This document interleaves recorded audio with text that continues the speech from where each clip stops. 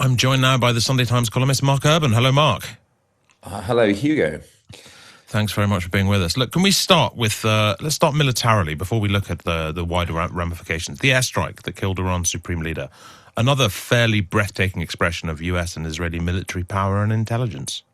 Yes. Well, the critical bit obviously is the second part of that, the intelligence, which, the New York Times says came from the CIA, the intelligence that actually put Ayatollah Khamenei at that place at that time in the context of that meeting, which was the trigger for the start of this war. The Israelis, of course, carried out the actual strike.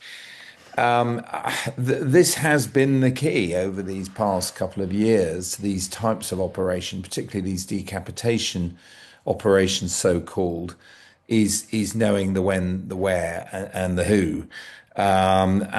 So yes, they had that information. I mean, quite what the consequences downstream will be.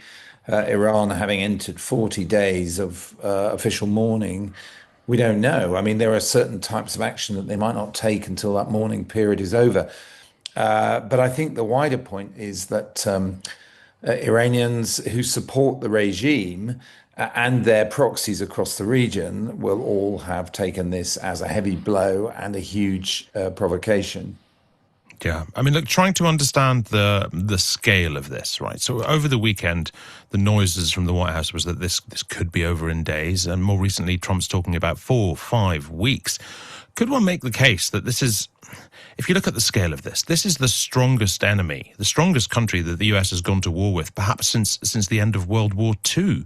And I mean, can they manage to drag this out for weeks? Well, if we're looking at the sort of history of intervention in the Middle East, the war in 1991 to liberate Kuwait from Iraq was a much larger conflict in the sense that the Americans had put over 500,000 people into the region. That's 10 times the number they've got now. They had 6 aircraft carriers. Now they have 2 in the region, etc., etc., and a lot more fast jet strike aircraft, that kind of thing. So that was a military campaign on a much larger scale, and of course it included that ground element going into Kuwait and the southern parts of Iraq. So America has done this within living memory, my living memory anyway, maybe not the younger listeners, operated on this scale. Now, in fact, the absence of large ground forces that would have taken obviously many months to ship out and prepare is one of the big open questions about what's going on now, because you might argue that the whole aim of this is to topple the regime, but if that causes some serious internal strife in the country and pleas by desperate people for American or other forces to come in and rescue them and stop them being massacred, America is not in a position to do that, whether or not it wants to. That fact that they're attempting to do this with a relatively smaller force and a one more closely defined around air power and missiles and that type of thing is all part of what makes this a rather unique and unpredictable, I would say, experiment. What kind of weaponry is Iran using in order to hit back, hit back at American bases and to hit other countries in the region? Well, look, I think the first thing to say on this third morning is that what has happened since the war started is clearly what many people feared at various points in 2024 and last year, which was that an exchange of missiles between Israel and Iran, for example, or airstrikes and missiles, would lead to a broader regional conflict. What we now have is that broader regional conflict because it may well have been a sort of pre-planned Samson option, a kind of end of the regime or regime in danger type option that the Iranians seem to have initiated once their leadership was killed, which involves lashing out across the region, striking some of those Gulf states that actually were trying really hard to stay out of this and were not letting the Americans used their bases to attack Iran, for example. And so, they've hit, I think, 9 countries across the region, and all of those members of what's called the Gulf Cooperation Council, which is effectively the Saudi-led local defense arrangement, have been struck. Kuwait, Qatar, the United Arab Emirates, they've all been struck, even Oman, which was playing a mediating role. And now, of course, we've heard overnight of a drone landing near the British base in Cyprus. So things are going that far afield. Now, your question was about weaponry. It's the panoply of Iranian weaponry that we've seen since those first strikes that were made in October 24, if I'm not mistaken, by the Iranians against Israel. So you've got the heavy ballistic missiles that fly very fast, uh, peaking in outer space and coming back in, roaring down, with some of them with quite large warheads, able to sort of devastate residential neighborhoods, as we've seen in parts of Israel. And then you have the shorter range missiles. Now, I think the important point here is that a lot of those shorter range systems were not targeted last June by the Israelis because they couldn't hit Israel.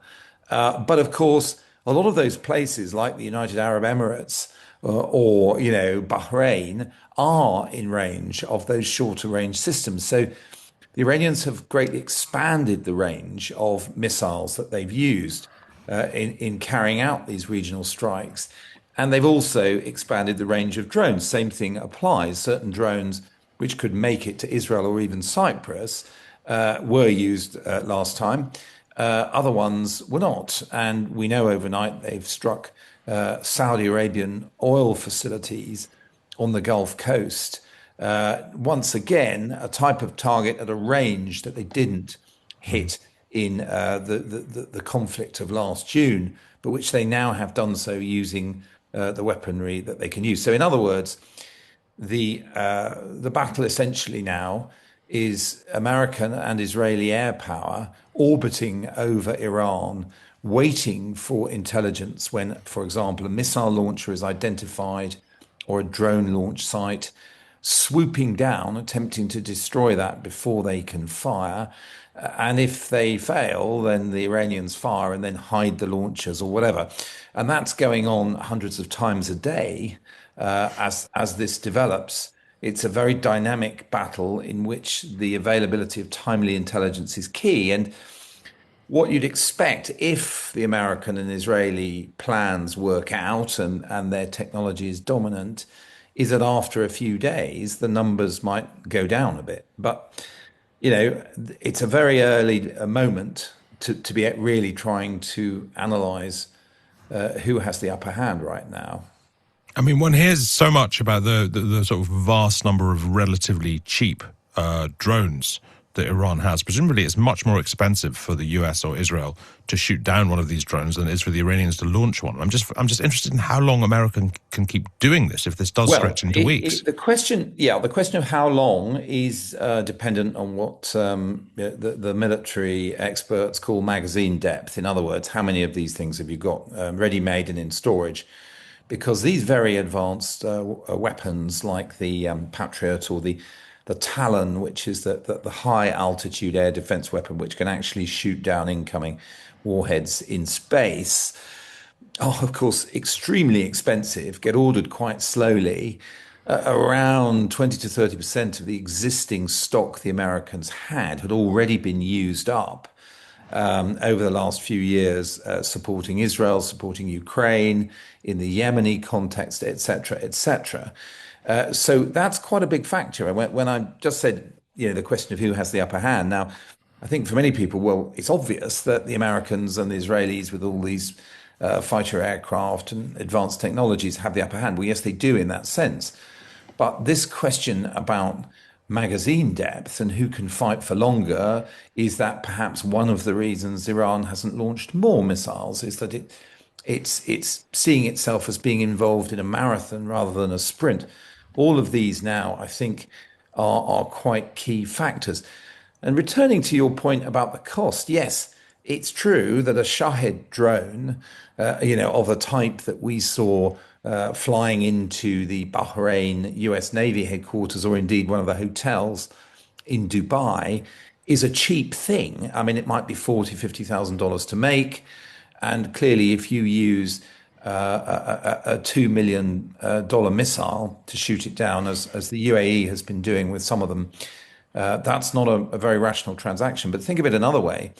If that $50,000 Shahed drone impacts in your oil refinery or in a part of the Dubai International Airport, which was hit yesterday, that causes huge damage in the tens of millions or even hundreds of millions of dollars, then firing off these very advanced weapons to bring down, particularly missiles, drones, I think, is a different question, whether there aren't better ways of doing it, as the Ukrainians have found, then becomes a sort of rational economic transaction.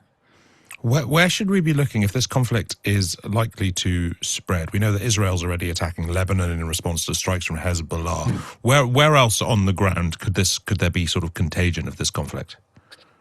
Well, I mean, in terms literally of the sort of list of countries now involved, it's already expanded almost as wide as one could reasonably have expected it to.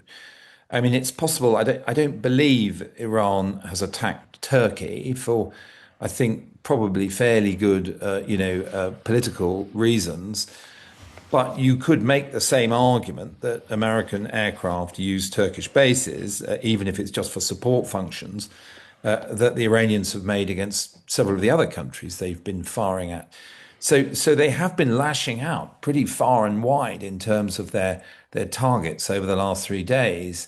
I think the question when you mentioned on the ground, Hugo, I think then the question is, might we see actions, for example, from the popular mobilization forces, the militias that are backed by Iran in Iraq? They're very numerous, whereas their proxy armies collapsed in Syria after the government fell there.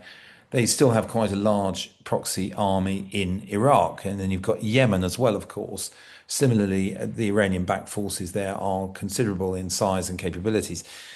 So you've got that possibility. Then you've also got the possibility, of course, of Iranian sleeper cells being activated to attack American and Israeli interests anywhere in the world, really. I think that's another thing that people involved in security services and counter-terrorist services around the world are very, very much concerned about right now. Look, finally, Mark, thinking about what aims and objectives here could be in the White House. Obviously, the dream for the White House is that this prompts some kind of, fresh Iranian revolution and a new sort of, Western-friendly democratic force rises up and overthrows what remains of the Iranian regime. What else? What's, on a more limited sense, what could be regarded as American success here? At what point should we be thinking, okay, Donald Trump has done what he wanted to do, he's going to start winding this down? Well, I mean, what does he want to do? That's one of the fundamental questions, and the ideas thrown out by the president in phone calls to different journalists or Truth Social posts fundamentally contradict each other. So, for example, some people, commentators, journalists, and whatever, have assumed that that Trump can't stop this without toppling the Iranian theocratic regime. I don't make that assumption. When he's made as many references as he has to trying to get this over quickly, and even alluding again to the possibility of deals, you have the rather extraordinary possibility that Ayatollah Khamenei's successors might be trying to enter into some kind of ceasefire or deal with the Americans, and might then try to expand that into one in which a broader settlement was reached, in which they could get relief from Western sanctions. So, in other words, a deal that would involve strengthening that very regime, the Islamic Republic, that if you read other statements from the president, you assume he is now committed to destroying. I think he was pretty careful in that first video address to say, when he said to the opposition, stay at home, and your time will come when we are finished, was more or less the phrase he used. So he seemed extraordinarily to be trying to hedge his bets in that sense for a possible ceasefire or deal with the existing authorities, which he would hope would then be so enfeebled that a popular rising might be enough to topple them. But those are the really big unanswered questions, and even trying, to go back to the type of ones you were asking me when we started about, the means being applied to do this, the intelligence, the weaponry, all of these things. It's really hard even to say whether or not the Americans and Israelis and presumably various other allies will join in this now because of the way Iran has lashed out, have got the right means to meet the ends that they want, because there is such profound uncertainty about those ends. Yeah. Look, Mark Urban, thank you so much. Always an absolutely essential briefing. Always good to speak to you. Thank you, Mark. It's a pleasure, Hugo.